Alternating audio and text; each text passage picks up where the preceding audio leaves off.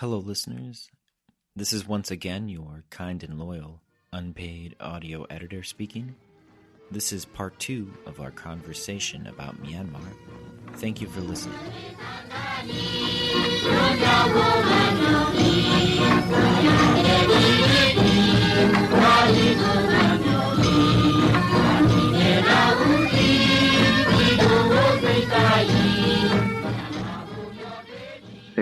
If it's okay with you, I wanted to expand on that point you made about unions because I remember I watched the Labor Notes Q&A and they brought in someone from the Solidarity Center who talked about there was a massive strike wave after democratization. I forgot when that exactly. I think that was after the Saffron Revolution. I could be wrong, but he talked about how there was this wave of independent unions that were radically democratic and were very militant in their methods. And I was wondering if you found that an accurate assessment for one thing, but also what's preventing that kind of union activity from sort of entering the political sphere, and if it has, like what's the relationship with sort of dominant like liberal nationalist politics was in the opposition, or I don't know if you can even call them the opposition. Yeah, I mean, again, I think the larger unions, there was a kind of explosion of registration of unions in kind of 2011, 2012 when the legislation changed around that.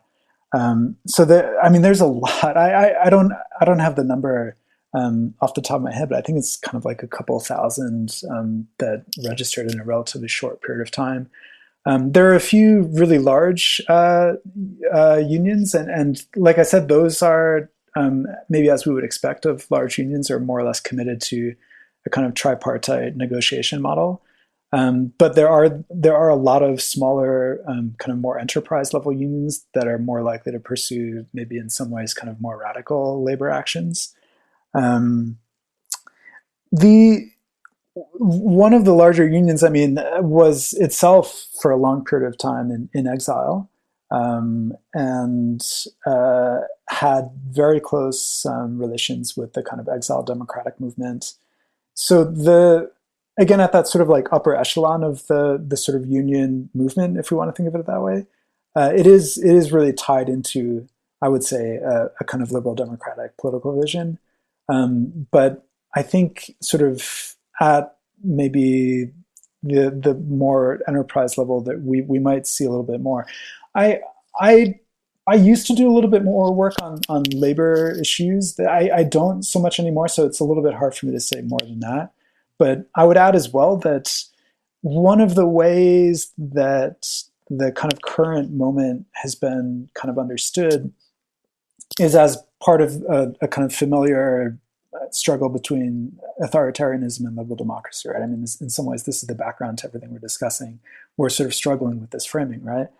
But I think it's important to remember that in the last 10 years, as the person from the Solidarity Center suggested, right, rightly so, we can point to the strike waves that kind of convulsed all of Myanmar's industrial centers under kind of formal civilian rule during the kind of democratic experiment.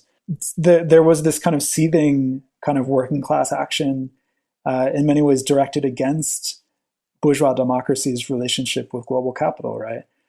So if we recognize that the industrial workforce has been a significant part of the current resistance, and I do think that's true, which is not to underestimate sort of other fractions of kind of composition of this resistance, including public sector workers, then it's not necessarily so clear that what people are pushing for is the restoration of a kind of bourgeois democratic project accommodated to global capital. It maybe sounds a little bit circuitous, but I think that's worth pointing out and worth kind of insisting on, because I do think there's a certain truth there.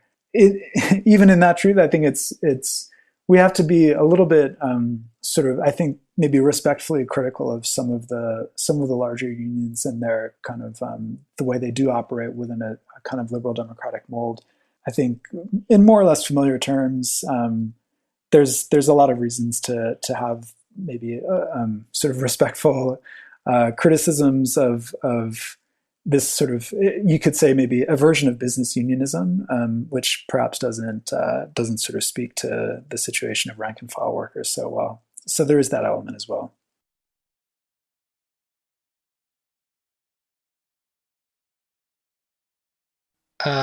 Before we get to the next question, I think I'll just tack on a little comment about what Geoff said earlier and what Jay asked about the cohesion of the military. I think in case of South Korea, even after multiple decades of liberal democratic regime, with the impeachment and overthrow of the last conservative government, there was a plan within the military for another sort of a coup to safeguard the conservative regime.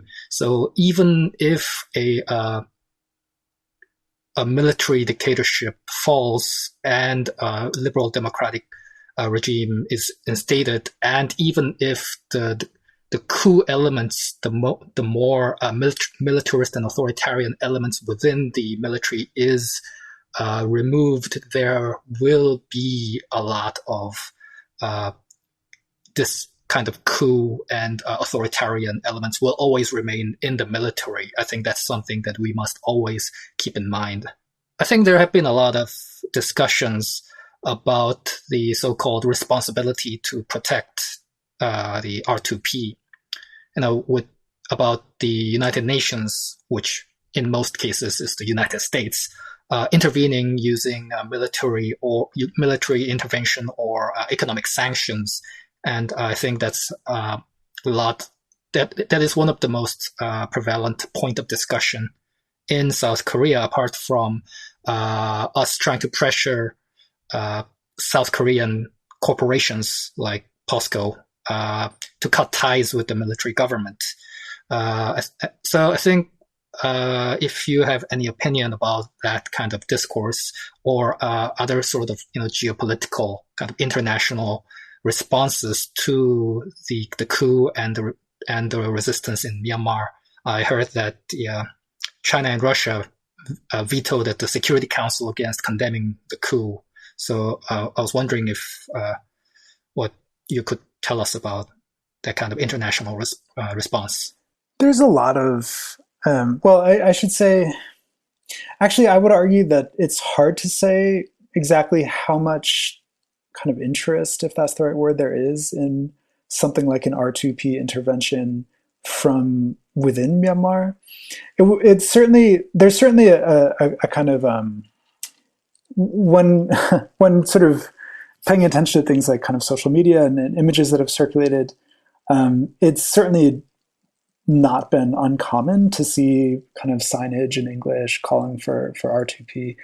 I think it's worth having a sort of honest conversation, which takes the form of something like R2P is never going to happen, so it kind of doesn't matter. But I also think that it's worth asking how much traction that kind of desire maybe really has, actually, because it's a question maybe of something like social media and what kinds of images get circulated and which ones don't. But I'm a little bit skeptical of how widely held that desire actually is within the country, if only because it's actually a fairly kind of technical process, and I can see how the kinds of people whose views are oftentimes kind of amplified, kind of elite figures in civil society, for example, would have a sort of familiarity and an interest in that sort of process. But I'm a little bit skeptical about what degree there's sort of wider purchase for that kind of process. So that, I guess that's just like a little bit of a cautionary note on that. But in terms of wider questions of international intervention, again, I don't think anything is likely in those terms. As you say, Security Council action is always going to be unlikely due to the positioning of China and Russia. but I would, on that point, also note that it's not necessarily the case. I mean, there's this sort of misperception, which I do think is actually fairly widely held, that China is somehow kind of backing this coup quite strongly, which is not, as far as I can see, is not actually the case.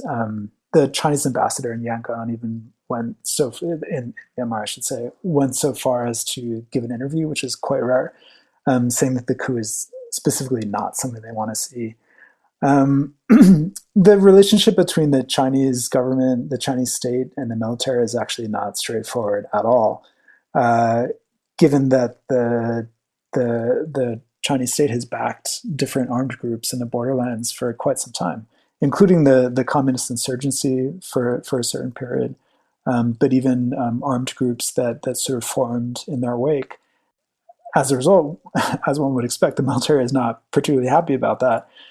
On the other hand, the NLD government also was able to build quite a strong relationship with China, actually. And then on another hand, on a third hand, there's, as we know, there's a lot of Chinese investment in Myanmar.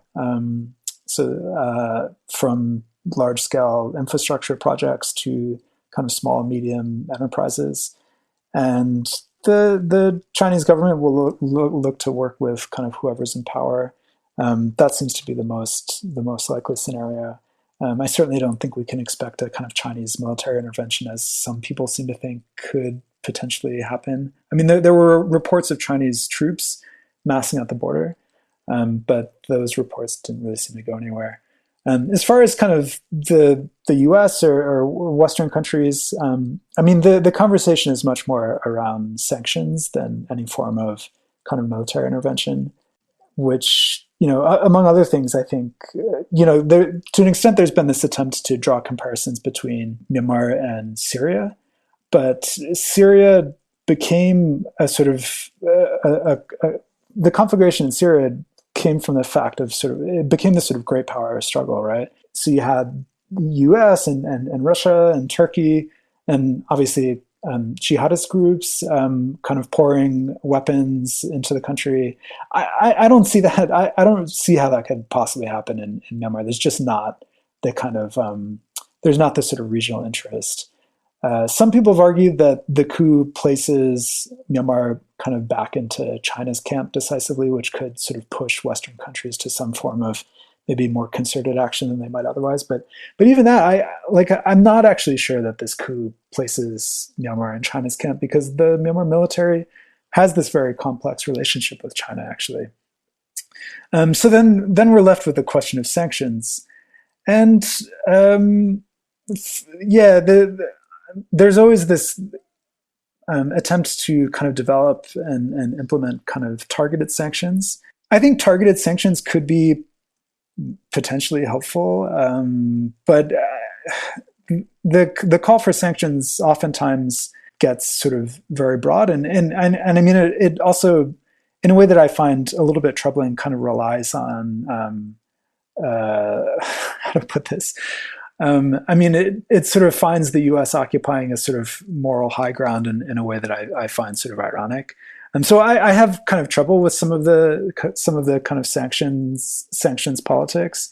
On one hand, as I sort of mentioned early on, I do think that it's important to remember that economic investment is not politically neutral.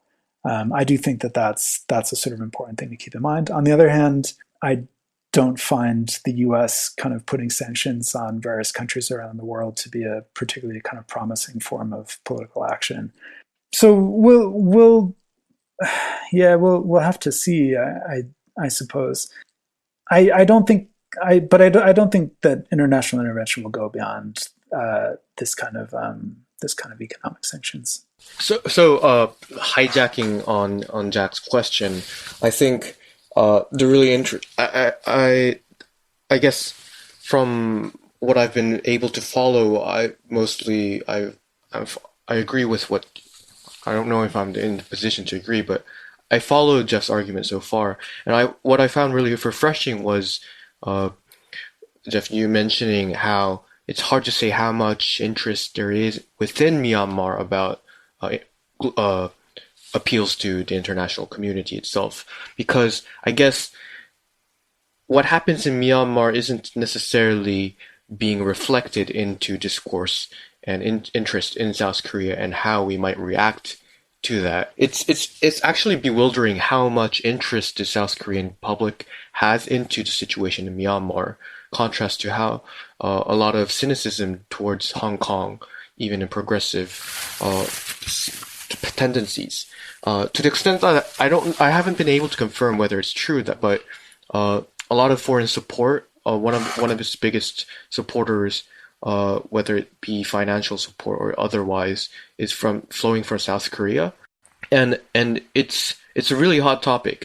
It usually focuses on and ends up talking about appeals to the international community, the possibility because of some notion of, I guess, moral superiority, being higher up on the scale of finishing up as a developed liberal democracy.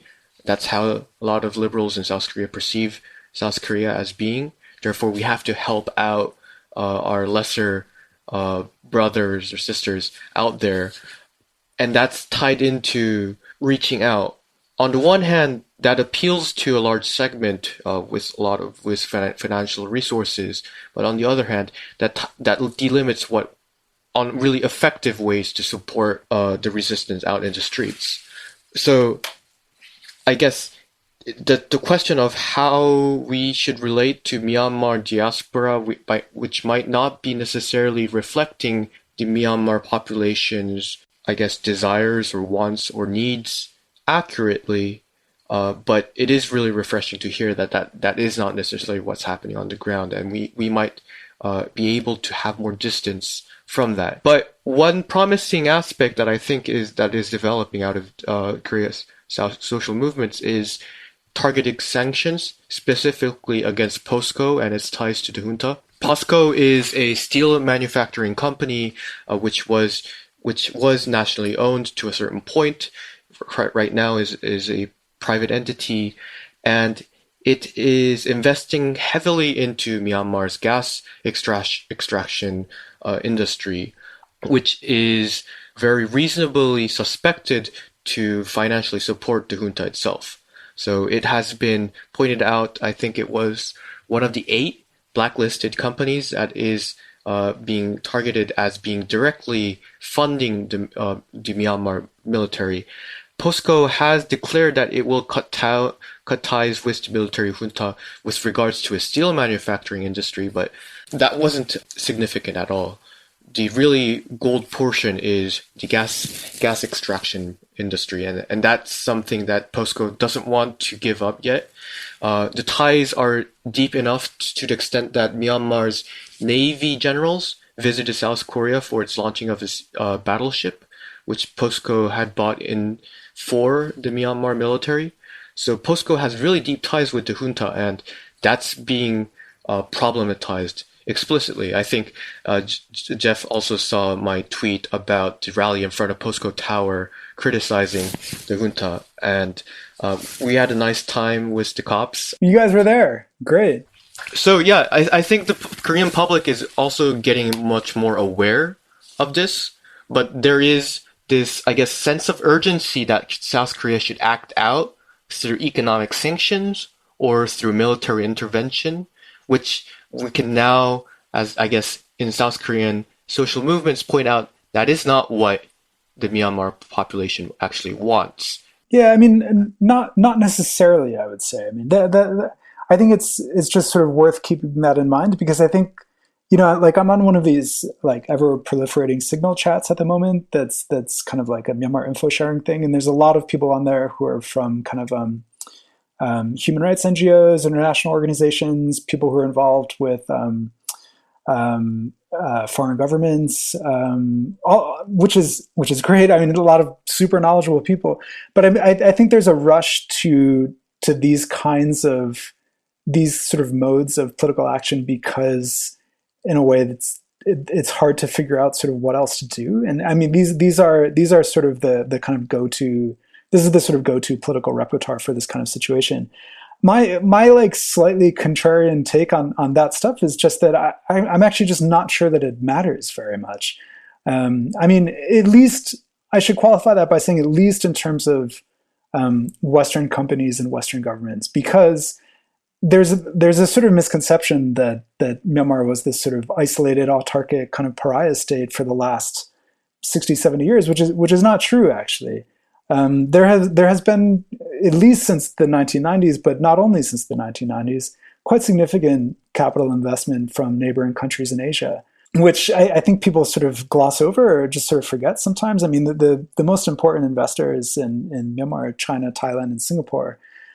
So to withdraw Western capital doesn't necessarily change, among other things, let's say the sort of core dynamics of capital accumulation. To put it in sort of like abstruse terms, that could be, I mean, maybe there's an argument to be made that when we're talking about a company like POSCO, that could be a different kind of situation. I'm just thinking in super anecdotal terms. I mean, my family in Yangon, like a cousin of mine, works offshore for Daewoo on one of the platforms in the Bay of Bengal. So doing this in the kind of in gas extraction, right? So I mean, at least for me, like it does seem clear that certain kind of like large East Asian companies do actually have their sort of fingers on sort of on kind of key portions of the economy and could perhaps have maybe more of an effect. But again, I just worry about maybe it's a question of I don't know how to phrase it really, a question of sort of agency and location, or how do we conceptualize social transformation in a situation like this? I mean, what does it mean for if the sort of impetus comes from abroad, then I'm not sure how sustainable that would be. And like I said, I'm also not sure how much kind of purchase or traction those sorts of ideas actually have among kind of ordinary people. So I think just in my own sense, like on my end at least, I would sort of maintain a little bit of caution around those kinds of strategies. But I guess I would also say that it's different. I do think it's different for, let's say, for the U.S. government or maybe the Korean government to kind of place some sanctions on a country like Myanmar, as opposed to, let's say, a sort of maybe more broad-based social struggle putting pressure on a company. I think it's a different form of politics for kind of foreign governments to take these kinds of stances versus maybe something more like kind of international solidarity from people abroad. And I do think that's one area that can be productively explored. I might be contradicting myself a little bit. It's hard to sort of work through these things, but even if it's difficult, for example, in South Korea, right, from a kind of, let's say, a sort of activist standpoint, to put a ton of pressure on POSCO, I do think that even the sort of showing that support, that sort of demonstrating that solidarity can be important as well, at least maybe in some small sense. That I think is sort of something to pursue. But kind of state sanctions to me is a different question. Oh, just one more thing is it's not just student activists imposing pressure in front of by being in front of POSCO Tower, chanting that POSCO should cut ties with the junta. It's also the Metal Workers Union putting out statements. It's also the Public Workers Union. These two federations have a very solid sense of international solidarity. And I think it was initiated by the Myanmar migrant workers, going first in strikes in Daewoo, in POSCO, and that started the labor unions to move as well. So yeah, it is a critical moment, but I guess the struggle is against the liberals who want to just impose a kind of sense of superiority, help out by imposing economic sanctions, by borrowing the language of U.S. imperialism in a sense. Geoff, I wanted to go back to when we were talking about this notion of fascism and how it may or may not apply to the Myanmar military government. So I thought it was pretty interesting what you said about fascism and how you find it interesting the ways that people are kind of redefining and repurposing the concept.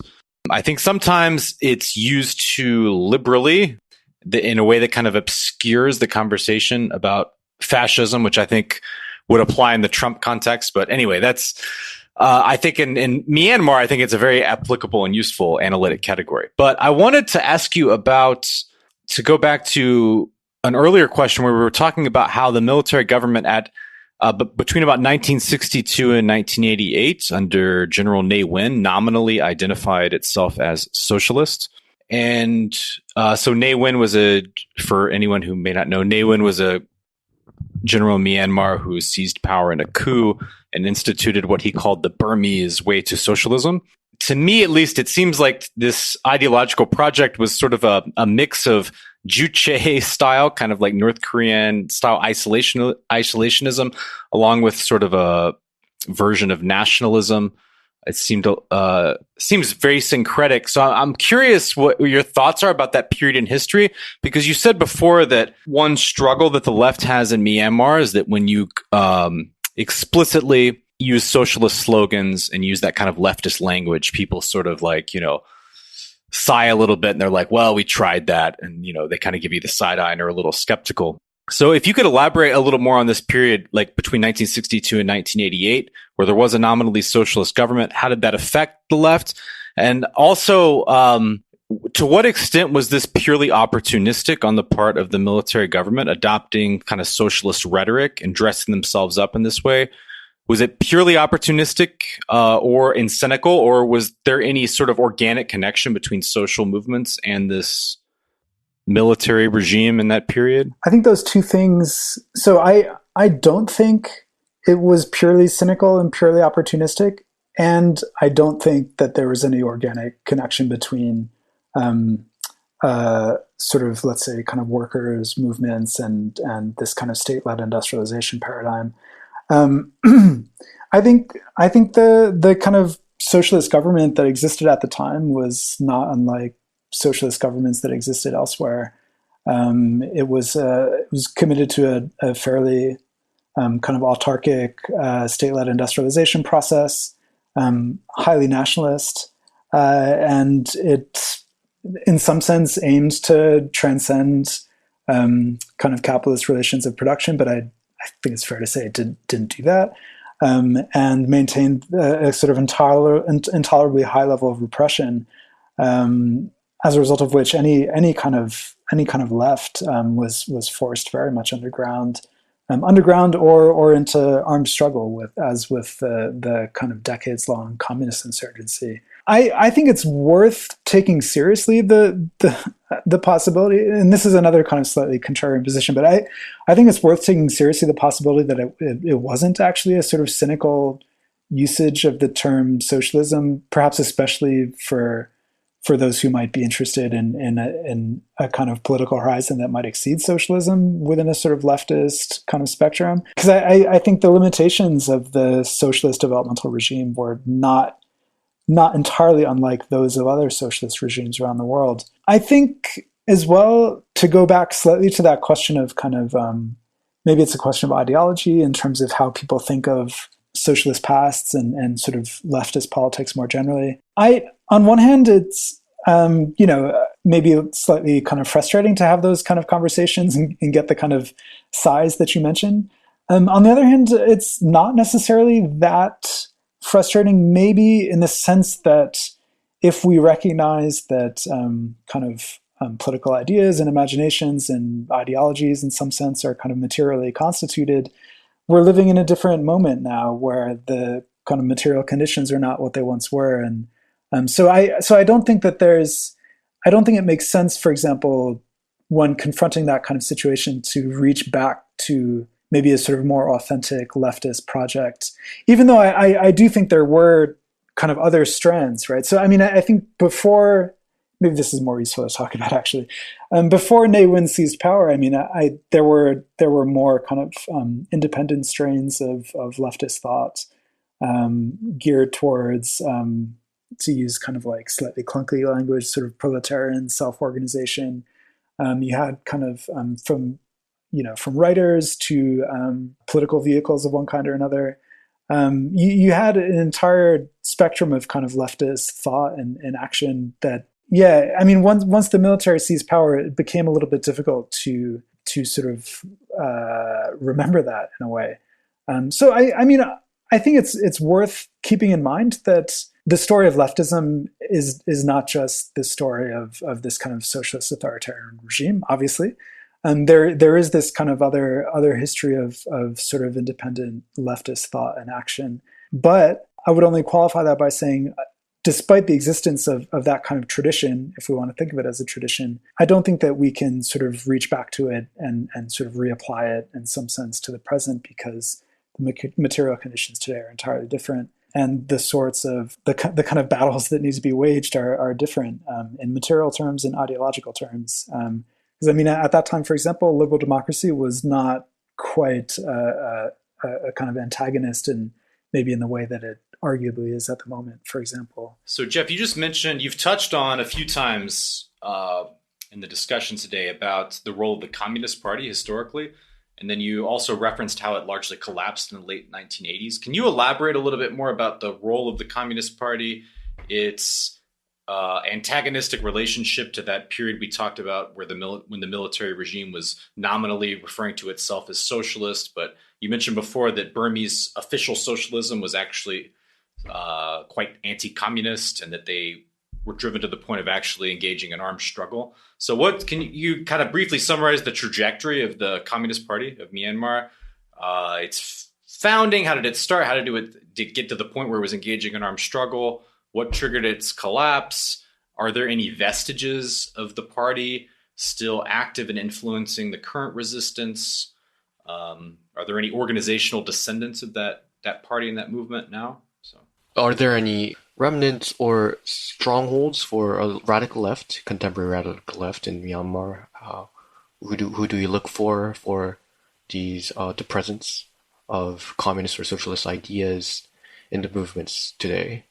The history of the Communist Party of Burma, wow, where to start? Well, I guess it starts fairly transparently in the kind of late 1930s, founded by a number of the kind of the key sort of anti-colonial leaders in the freedom struggle. Aung San included, was one of the founders of the Communist Party.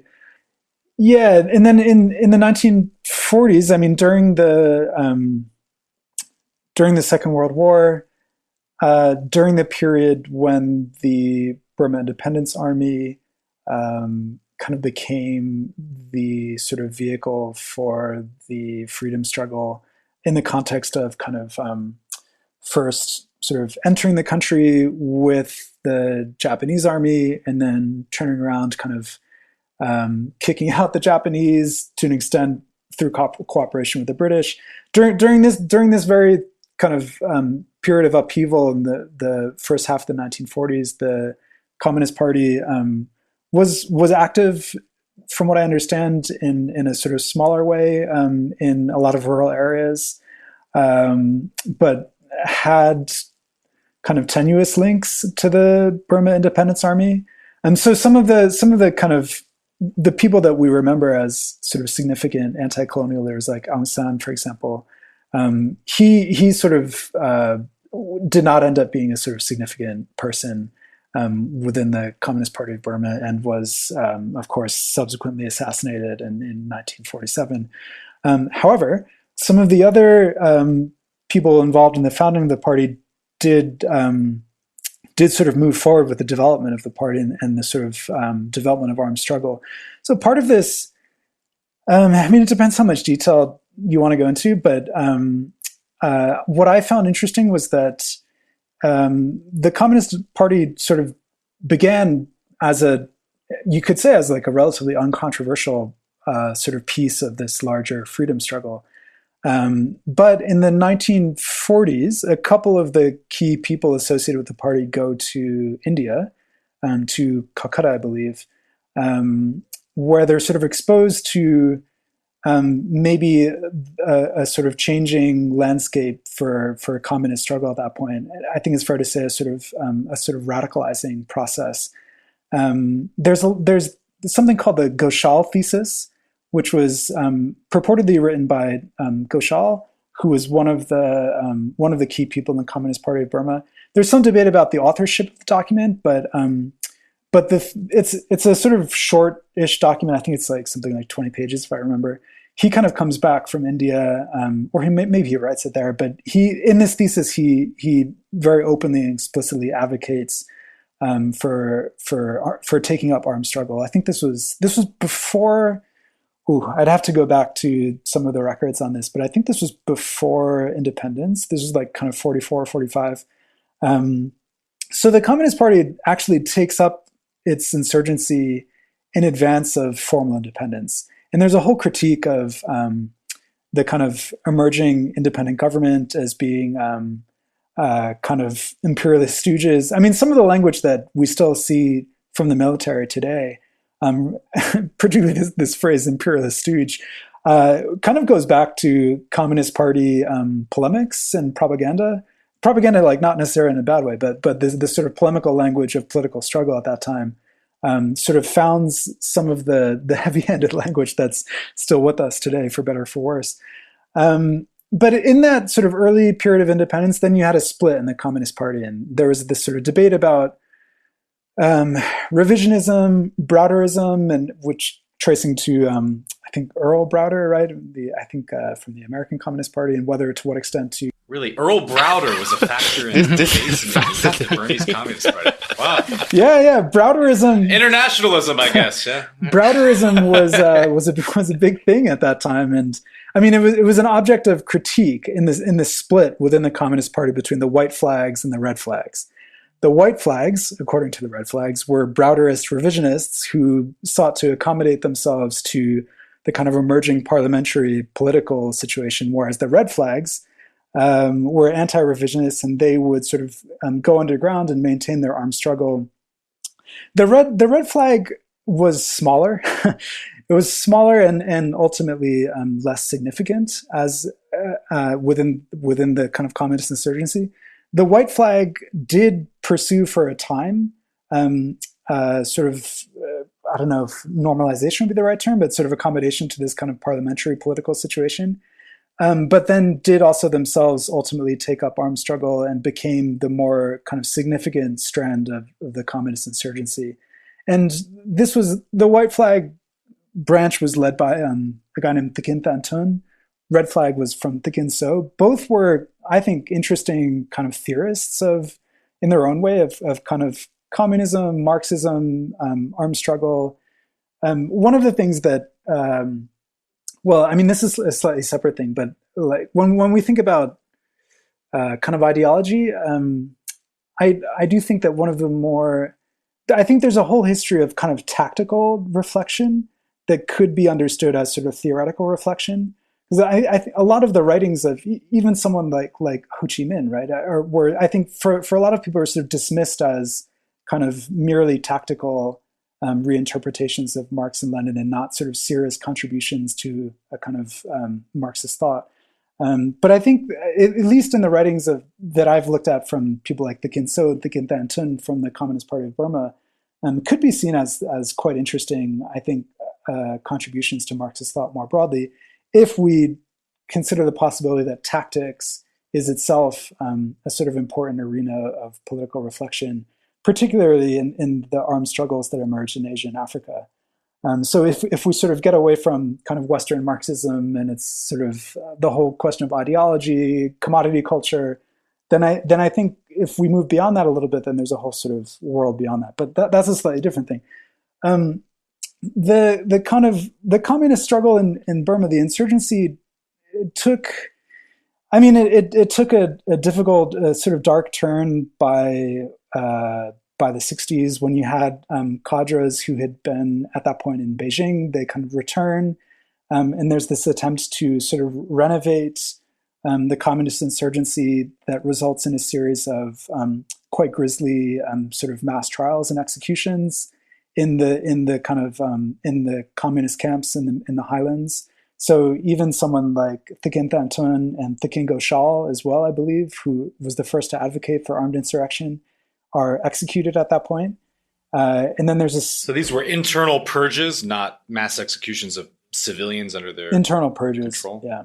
Okay. And so there's then a sort of switch to kind of base areas in the Northeast, where among other things, from my understanding, it was more possible. It was easier to secure material support from the Chinese state at that point.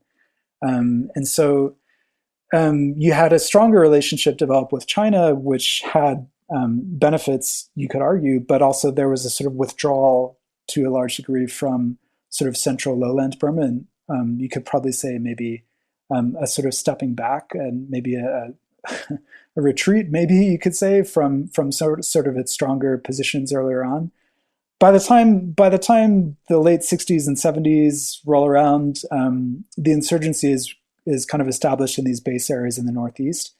And they don't at that point really generalize the insurrection beyond that. And it sort of collapses under the weight of, one significant factor was kind of ethnic tensions within the Communist Party, because you still had some kind of relatively high-level Burman Buddhist leadership trying to negotiate relationships with armed groups coming from ethnic areas at that point, right? So to sort of establish and maintain their position in the Northeast meant to try and build relations with ethnic armed groups, and that was a very messy process that according to most kind of explanations, is what was the main factor leading to the collapse internally of the Communist Party of Burma and its insurgency by the late 80s. There were, like I said earlier, there were some vestiges in certain places, like even in the Southeast and in the South, but I think not super sort of large ones. At that point, it becomes difficult to speak of a sort of concerted insurrection driven by the Communist Party. I mean, it still exists, actually. There's a group of I've heard them described as sort of a group of uncles who live in Yunnan. For a while, they lived on the border. I find this to be very sort of humorous, although I probably shouldn't. But they were based on the border for a while, and then there was pressure from the Chinese state to sort of reclaim a little bit more control of the border area, and they sort of moved to more sort of inland into Yunnan, and apparently were wont to complain about having to deal with Chinese people more. So there's this kind of sort of like xenophobic xenophobia even within it's sort of sad even within this kind of the Communist Party of Burma, which took so much of its material and financial support from the Chinese state over the years. But they're still there. They give interviews once in a while. They gave, I thought, actually a relatively interesting interview before the 2015 election, where the National League for Democracy First kind of won a big victory. And they were saying, like, look, everyone's talking about sort of liberal democratic political gains, but for most ordinary people, they're looking to make a wage, feed themselves, sort of reproduce their family and their community. And we don't see enough discussion of that. And I thought that was pretty sort of, I mean, it's maybe not surprising necessarily or like super mind blowing, but I thought that was a sort of useful position to put out there. And they still exist, but they're pretty insignificant, I would say. I do think it's fair to say at this point. Other contemporary radical left movements, organizations. Right. Organizations we should look out for, try to reach out to, establish ties with. Maybe not necessarily under these conditions, but perhaps even more so. But because most ties or those that get amplified and represented are quite liberal human rights NGOs, justice advocates. Yeah, I think maybe. I mean, I'll think on it more, but I do think that there's a kind of small handful of labor organizations that work more with the kind of enterprise level unions rather than large union confederations. I think some of those labor organizations could be quite interesting to reach out to. I would say as well that land politics has been a very sort of explosive political question over the last 10 years. And there's some interesting work happening around land politics, some of it kind of formalized in sort of institutional ways and some of it not. But there's a kind of network called Land in Our Hands that I think is one of the more sort of politically interesting kind of more institutionalized forms that exist, and they try and sort of coordinate and connect different sort of land-based struggles around the country. I think at the level of sort of maybe ideology or political demands, again, you see a sort of tacking towards liberal democracy, but at the level of kind of what they're working on in a material sense, I think it's one of the more interesting kind of sets of issues out there. I would say that as well, there's in and around some of the kind of ethnic civil society groups, there's quite I think it's fair to say quite radical political work that's happening, even just in the South, which is an area I know a little bit better than, let's say, sort of like the North or Northeast. There's, I think, really interesting work happening around kind of indigeneity, indigenous politics, kind of almost, you could say, maybe autonomous like organizations trying to kind of develop more autonomous modes of political organization in some relation to the armed groups operating in the area, but around things like kind of forest management, kind of watershed management, organizations that are also trying to kind of raise political questions around agriculture and different forms of agriculture, right? So shifting cultivation, kind of swidden agriculture is the land where that happens is often seen as wasteland from the standpoint of from the standpoint of land laws, and so there's a lot of kind of land grabs that happen in these kind of highland areas where this form of cultivation is dominant. So there ends up being some pretty interesting political work happening around that sort of thing. But I'll think on it more. I mean, there's also there's kind of pockets of kind of anarchist and kind of punk groups in Yangon and a couple other places around the country. They do some pretty good kind of mutual aid work, including at some of the recent demonstrations. There's a kind of Food Not Bombs project that's related as well. And around student union politics, I think that there's been an interesting, I mean, this might be slightly ahistorical, but I think there's been like a slightly interesting kind of, and maybe it's slightly wishful thinking, but a little bit of radicalization around student politics. I think it depends on how if it's radicalizing, then you have to think about what it was in the past, and maybe in the past it was more radical than we actually remember it as today. So that's also a possibility. But there's been a few kind of like small, like avowedly lefty, kind of like zine/publishing ventures that have emerged around student unions in Yangon, but even actually in kind of Mandalay and Monghua, in the kind of dry zone in the center of the country, which is not necessarily where most people might look for this kind of radical politics.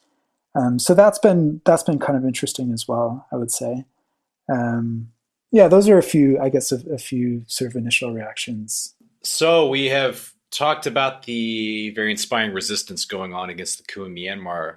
Where do you see things going in the short, medium, long term?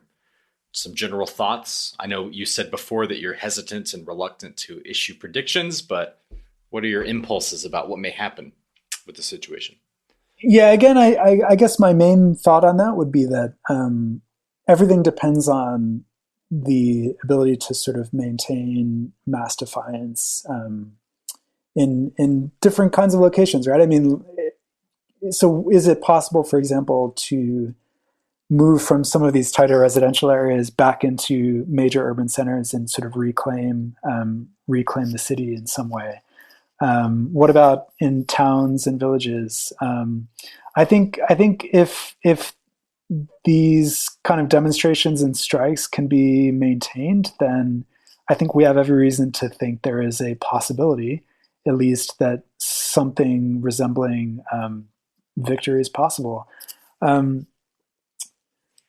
Beyond that, I guess it's hard to say too much beyond that. I mean, I guess you could think, what does that depend on, right? So if that's sort of the key factor, then what does that depend on? And there's all kinds of factors in play for that, right? I mean, partially there's a question of fatigue, maybe. It's, what is today, April 16th? It's been 2.5 months. There's been a lot of bloodshed. It's difficult to kind of process and make sense of that sort of thing for a lot of people, for sure. And how long can people really sort of maintain these kinds of shows of mass defiance? It's I don't know. It's hard to say exactly. There's also obviously the question of ongoing repression. I saw some claims early on that the military appeared to be using a slightly different kind of playbook than in the past. So as opposed to sort of heavy-handed kind of bloodshed, they were trying instead to kind of wait it out a little bit and try and refrain from sort of kind of mass casualties, and instead try and sort of slow things down, tire people out, do these kind of nighttime raids on dissidents, keep heavy control over the information environment through shutdowns of the kind of mobile phone, internet, these sorts of things. I think that could still be a factor, but at least until now, even in the last few days when it's been relatively quiet, we still have seen quite a bit of willingness to get out in the streets, right? And part of this, I think, is that to an extent, there are institutional forms that continue to be able to kind of turn people out. Like, at least in the South, a lot of the really consistent actions in Dawei town have been by teachers and engineers, actually. So teachers are public sector workers, and that goes back to the public sector having been actually sort of in many ways the first site of this kind of general strike. And then the engineers have a kind of strong position within the student union, and it's quite an active, sort of vibrant political space in the South. So maybe you could say that some of these institutional forms are helping to sort of reproduce and maintain and sort of continue this mass resistance. I hope that continues to be the case. I hope that this national unity government is as promising as it appears to be to a lot of people, but we'll have to see. It's, like I said, I find this kind of predictive stuff to be a little bit difficult. So what would be the best source of information for our listeners to follow the situation as it continues to unfold in Myanmar? Aside from Twitter? If you have any in English language, perhaps. Yeah. We'll link that in the show notes along with your most recent pieces. As someone who's kind of far away, I'm in a position like a lot of people, like you guys, I'm sure in some ways, right? I'm on Twitter, I'm on Myanmar. In Myanmar, Facebook is huge. So I'm on Facebook as well. A lot of local sort of like regional news agencies and operations are super active on Facebook, and they don't have any presence on Twitter.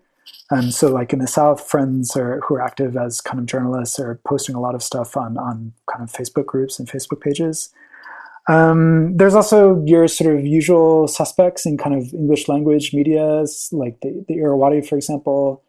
These are also, decent sources for sort of basic information. They won't necessarily give you a kind of radical political understanding of the situation, but they're good to keep an eye on. Sounds good. All right. Thank you, Geoffrey Aung, for joining us for this episode. That was a fascinating discussion. We will see you all next time on the next episode of Red Star Over Asia.